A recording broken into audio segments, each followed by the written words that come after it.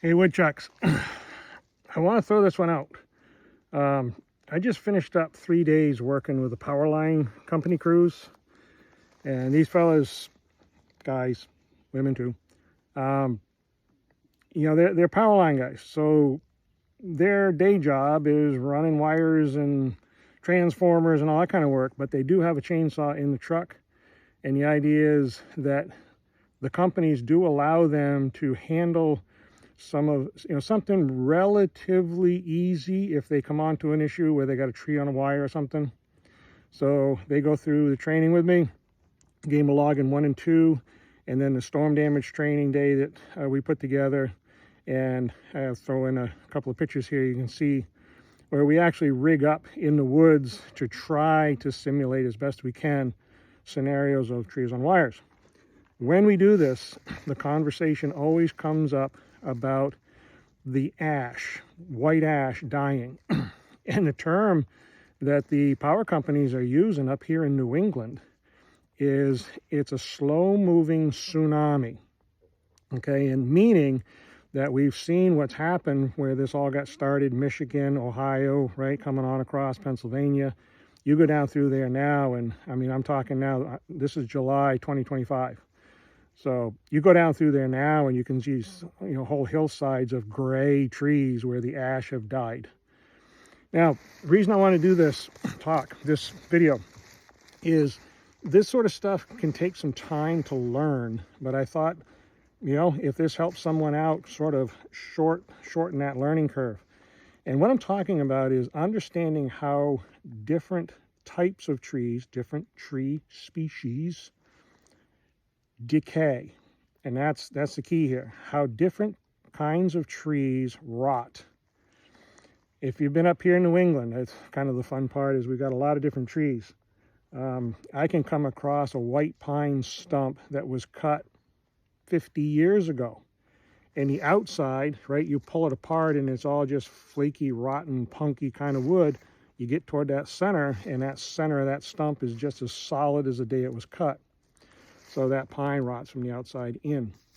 I'll throw out one that's pretty common, is cherry and not ash, red oak. Okay, cherry and red oak are two that come to my mind where the tree will die, and again, the outside rots off. It becomes very flaky, pretty quickly, a couple of years or so, and it just sort of falls into stuff you can pull apart with your fingers.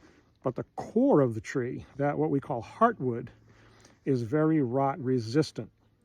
Okay, now where does that play in with ash? If you have anything to do with tree service companies, I'm sure you've heard this. They put a moratorium on no one ties into a dead ash top. And that's because we know that the chemistry of ash wood, when the tree dies, the limbs lose that strength very quickly. And they did some simple tests, right? You just put a weight on the end of a limb. If 5 pound breaks off a 4-inch limb, within a year of an ash dying, it doesn't take any weight at all, and that same limb just breaks. It becomes very weak very quick. What I don't hear talked about enough is if we understand that the limbs of an ash die and decay quickly, we have to remember that the roots of the tree do the same thing. All right? An ash top has ash roots. Those roots decay when the tree dies. And I've seen it. I've talked to other fellows that have worked in the woods, and they see this. What can happen is, if the ash tree happened to grow nice and what I would call plumb, right? No side lean, no lean in any direction. It just happened to grow nice and straight. The tree dies for whatever reason, whether it's the emerald borer or, it dies out. The top breaks off, and you're left with this, basically a telephone pole in the ground. And you'll notice that when an ash falls over in the woods, there's no root ball that gets turned up. I've seen red oak and cherry stumps. You take a dead tree, I've seen them, I can push them over with a harvester. they push over pretty easily because the finer, finer roots way out have died off. But you always get this big, you know what I'm talking about, is there that big star-shaped type root mass is still intact because that wood doesn't decay. Ash is a whole different deal. When that ash tree dies, you basically just have a phone pole sitting on the ground, and it can be as simple as one little limb is holding that upright.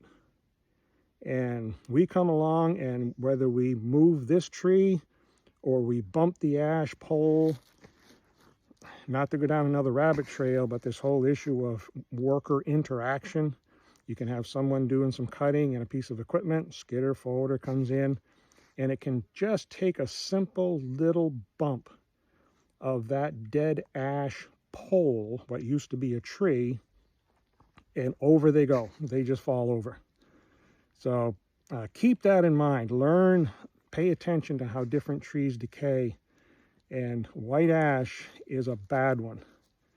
And we're going to be dealing with it. And like I say, the power companies are talking about this slow-moving tsunami of dead ash as our ash die off. The towns are just, really frustrated. They're trying to deal with as many of the ash as they can along the roads. But of course, there's, as I always say, so many trees, so little time. So, hey, if you find this useful, pass it around, huh? And maybe we'll keep other people from getting hurt. I have heard of fatalities, serious injuries related to dead ash. Get the word around, huh? Take care and see you in the woods sometime.